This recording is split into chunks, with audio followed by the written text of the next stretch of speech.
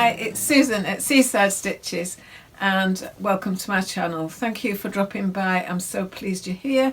It's been a bit of a couple of weeks. Well, what's going on here then?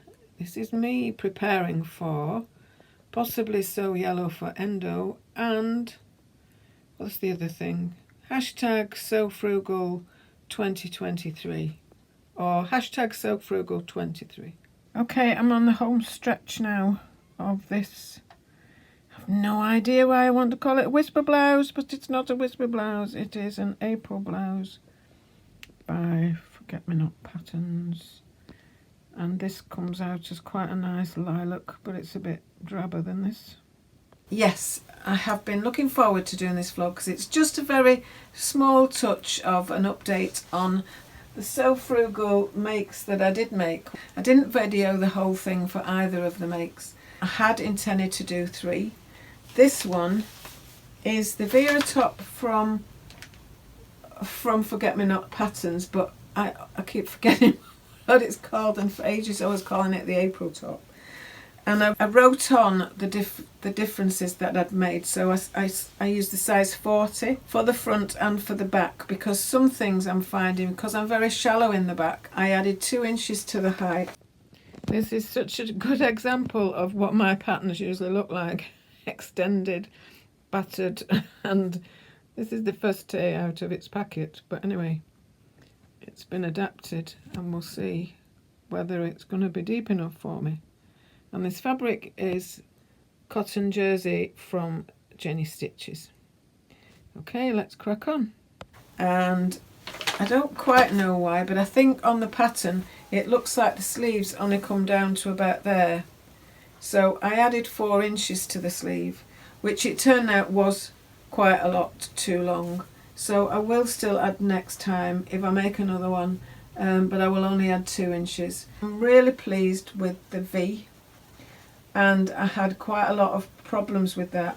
As I put on Instagram, my arthritic fingers and my bent from when I fell, and I have a condition called it's all about, oh, let's get medicalised. I have Dupuytren's, which really should be said with the French accent, Dupuytren's contracture. So anyway, and then I decided I couldn't move on if I just kept doing that right, doing that until I got it right. Then I just couldn't move on. So I thought, I'm fine. If I can't sort it out, I'll put a brooch there or a badge there or something. Really, it doesn't matter to me. I'll make the garment and then I'll look at how I can sort it out. And that's how I sorted it out. I just took my time. I thought about it. I did it a little bit of a tweak from what they'd suggested, but I'm so pleased with it now. And I'm so pleased that I didn't just abandon it, because it was just, yeah. And it's a very kind of relaxed fit on me, and that's why I'm not sure if I would make another or whether I would size it down. I don't think a full size down would work. For the cuffs, I cut the largest size for the cuffs and then just kept going down until it was a better fit for me, because it costs nothing really just to cut the bigger size and then keep going down. Back in the blossom. So I'm going forward, but I've got a big bucket of water. So Forget Me Not Patterns, I think the April top, it's free, and because I can't remember, Forget Me Not Patterns are really good for me, except I do forget. So it is the April top, free. Vera, the Vera top. Okay. Ta-da! The Vera top, the free top from Forget Me Not Patterns, and I love it. You're trying to get me in the shrubbery. Okay, so make number 1 for Sew Frugal 22. See you in a bit. No, it's not. Make number 1 for Sew Frugal 23, not 22. Yay.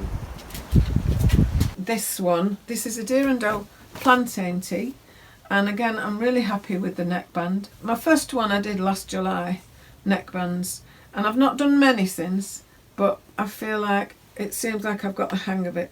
Obviously that's not quite as, I haven't neatened it off inside, I'm not bothered about that. I did twin needle it, but I was reluctant to twin needle the hem. I didn't want it to go wonky because you have to do it from you're doing it blind, aren't you? You're doing it on the right side.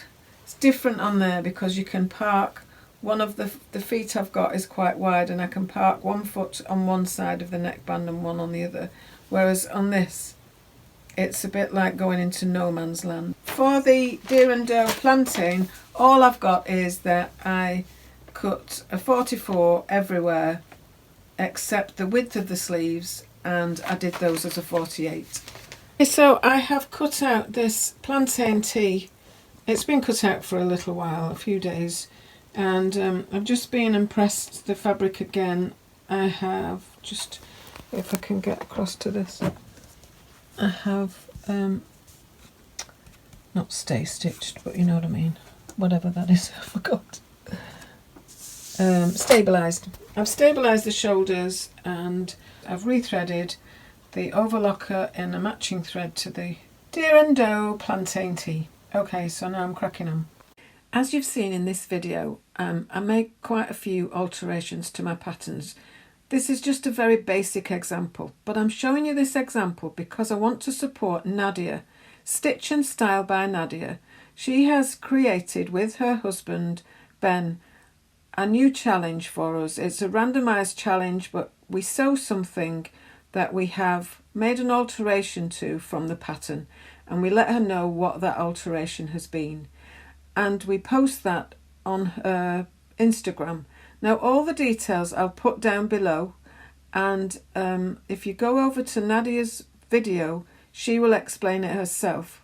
Nadia and Ben are raising awareness and raising funds for Bowel Cancer UK, and I want to support that, and I hope you do too. So I'm just popping this on the end of my video, and I'll see you next time. Bye, thank you.